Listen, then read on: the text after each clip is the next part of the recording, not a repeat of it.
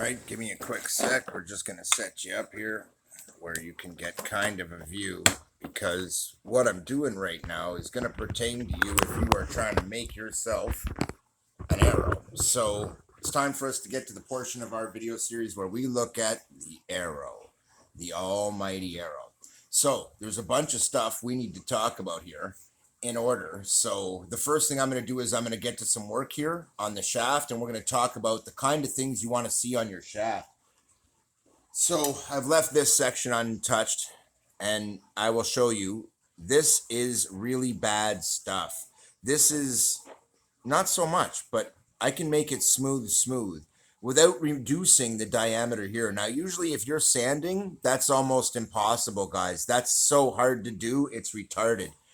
I was thinking about how to do this and to do it perfectly so I can maintain the diameter where I want to and shrink it where I want to and be a little more precise about it than typical method, and I wanted to be able to do it accurately. Well, I found a method that works flawlessly. It's so smooth about it too. So I'm going to show you that now.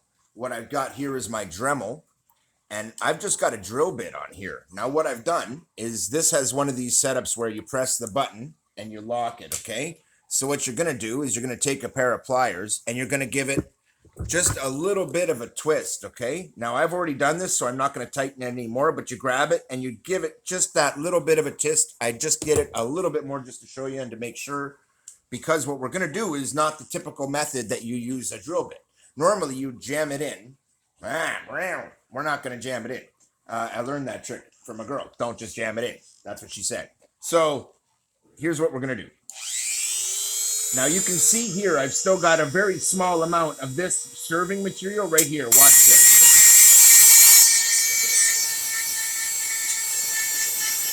Okay, so I'm going to turn this so you guys can see.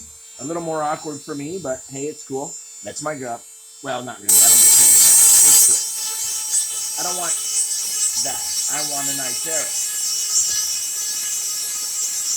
Now the trick is, the real trick is if you use a bit that's just dull enough. When they're brand new, they're actually almost a little tiny bit too sharp. But just past that, they get so nice. Now look at that.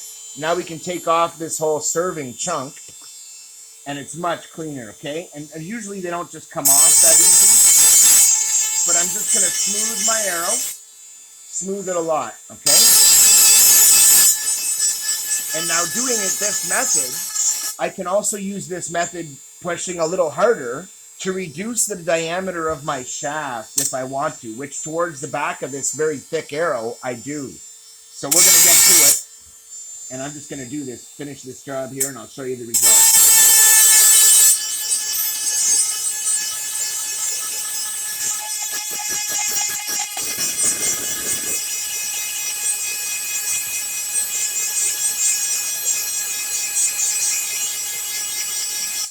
Now, as you can see, this isn't carbon fiber or fiberglass. This is bamboo. I have heard that bamboo arrows are excellent. Now, I had weighed this arrow at 41 grams, guys, and we're going to see how much weight I've removed at the end of this.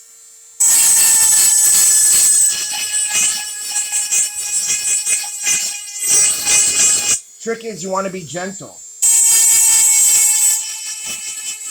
And work your way down from the top. Don't try and come at it from the side hard.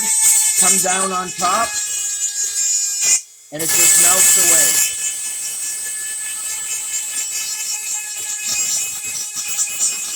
But a good smoothing technique is to come at it from the side and just start smoothing it all down. It works really, really well, guys. It's so precise and so easy to control. You just don't push barely, and it's barely any effect at all. And bamboo is good and hard, so you can really press, but you don't. You just gently do it. Think about not hurting the drill bit while you're pushing pressure on it sideways, and you should be perfect. That should get you in the right pressure zone.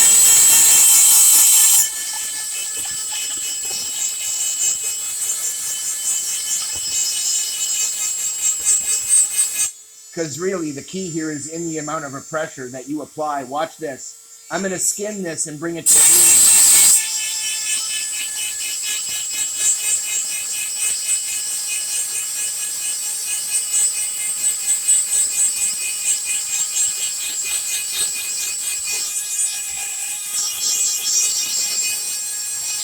But you want to be careful and give it breaks while it's spinning because it really helps it cool.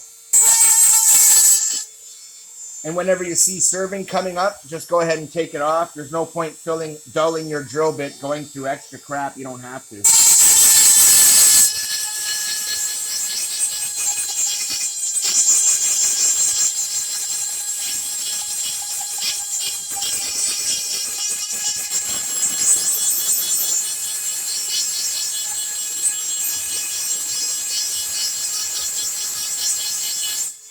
All right, look at that. Now, I'm not going out of my way to make it absolutely perfect, but now that I've finished with the Dremel, I'm going to come back and unplug that. Always be safe about that kind of stuff, guys. I'm going to set it down on the floor where that hot drill bit tip can't touch anything. And it also isn't touching the floor. Now, you'll notice I have what we call a broadhead tip. And you'll notice I got a cool custom broadhead tip. It's kind of slick, isn't it? What I did was coat this in epoxy as I had showed prior. And now I've removed the other tip. In fact, I lost it. I showed that in a prior video. And I've replaced it with this. I found this yesterday while I was out for a walk. Beautiful piece for me to use as a broadhead. And if you look carefully, I actually did a pretty darn good job. Now, you can use a lot of things for tips. I've showed you a few of the things you've used here. Don't forget, these aren't going to be used to kill anything. They're just used for target. Here, I've taken a very hard plastic, but still a tiny bit flexible plastic tip. I've inserted a type of tip that I showed you before, only this is all just friction fit, guys. I just put that together, and it's actually rock solid because I applied some real strength to it. Now, you can see on any type of fishing rod, you've got a lot of things here. These are easily removed and take about as long as you saw there. In about 10-15 minutes, you can remove all that, make it real nice, cut it off here, and you got a real nice arrow. In fact, you paid good money for good carbon arrows. I've been looking, and they're not cheap. So that one's going to be what we would call a target tip. It's a sharp point, but it's still not meant for deer hunting. A deer hunting tip is a killing tip is actually designed like a bullet to do as much damage as possible. A tip that's designed for targets, you want it to be as pinpoint precise as possible, and therefore you want as small a tip as possible because of the way points are calculated. I want that because I'm aiming for the perfect 15 and the perfect 12 or the perfect 10 every time. I want that. Not everybody does, but for targets, a lot of people like to use broadhead arrows, even for hunting. These have a lot of impact force. They're heavier, but because this has such a heavy tail, we're going to talk for a quick second about that. Okay, we got that. It's pretty balanced. So I actually left the back serving on this. Why did I do that, you might ask? Well, I'm actually going to grab it here. And usually by the time it gets to this point in its travel, it will have come off. I also want to make a point to you guys and show you how much of a difference this will make to my accuracy, that I can now draw this arrow, its full length, and have it run smooth up against the side of the bow. So that is the next step. I'm going to take this and I'm going to look at this and I'm going to run. Now this is where we start to talk indexing. So I made a notch. It's actually quite a big notch, so I can have serving and so that it just falls in and so that it's deep and so that I can twist the arrow in the nock slightly and put more tension on the string by actually twisting the nock. That is a very old technique. A lot of people don't know that. But if you think about it, you twist the string, it makes it more tense, right? Well, I can pull this arrow and give it a little slight twist. And as it rolls off, not only does it give it more power, but it gives it a rotating flight in the air. That's actually an old trick. When you look at the old technique, I'm going to give you a quick example with my new longbow here. This is okay, it's got a pretty big brace. This is the hardest one I could find too. And this sucker has got some real pulling power. Okay, listen. It's got some twang, and I only pulled it back like 4 inches. You pull this hard, and it snaps so hard and fast, I don't want to do it without a handle. It's powerful. This is going to be my long bow. This is my short bow. Now, the real trick is I could take this broadhead arrow and put it on here, okay? And as you can watch, you'll see that when I twist that arrow, it imparts a significant twist to that string. And then when it releases, it has the desire to roll. Now I have made this specifically for that. On the top side, it actually is quite tight and stiff. I can just roll over the arrow when I want that side of it because it grips the string in the direction of the twist that I'm giving it. Okay? So one grips one way, the other kind of grips more the other way, but they're both basically the same thing. I twist my arrow to the right and fire off my right side. So when I let it go, it automatically will come to the left and start correcting for the fact that it's on the right side of the bow. That's a really old archery trick for really pinpoint accuracy that nobody will fucking tell you because there are guys winning major competitions because they know that. I'm Keith Daniel Robinson. I've won such competitions in the past when I was a kid and was the best youth archer in Canada.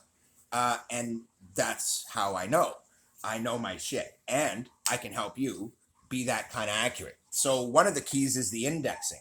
Let's say I want to make this arrow as smooth as possible on the side that it passes the bow. So it's going to rub this. Well, when I feel this, it's a little not as smooth as I would like. So I need to make sure that we're in exact perfect line with this is my sanding here. So I'm actually going to take a flat file and I'm going to lay here and so that I can see that I'm in line with my knock perfectly. And then I'm going to go up alongside that spot and just do a nice little sanding job right up along that line. Make it extra smooth. This is not something I ever did before to prepare an arrow, guys, but you don't need to, okay? This is because we have servings that were there and I want it to be smoother. Now, I'm not doing a huge job here. I'm just smoothing that side of the arrow around, making it smoother. And then I'm going to go all the way around and I'm going to do the same. Why? Aerodynamics. You could, if you were lazy, just do the side of the bow is up against. The side of the arrow that the bow is resting up against, and that'll help and make it a lot smoother. But for aerodynamic reasons, you want it as smooth as possible, guys.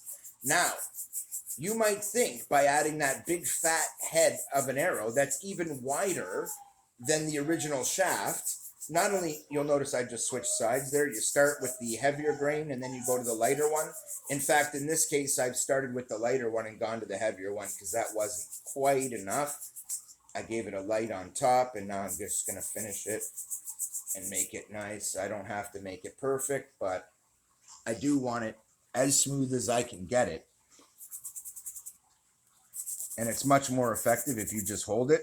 You can even, if you're doing arrows all the time and you're willing to sacrifice the board, you can even kind of bend it like an airplane wing to kind of help it form fit.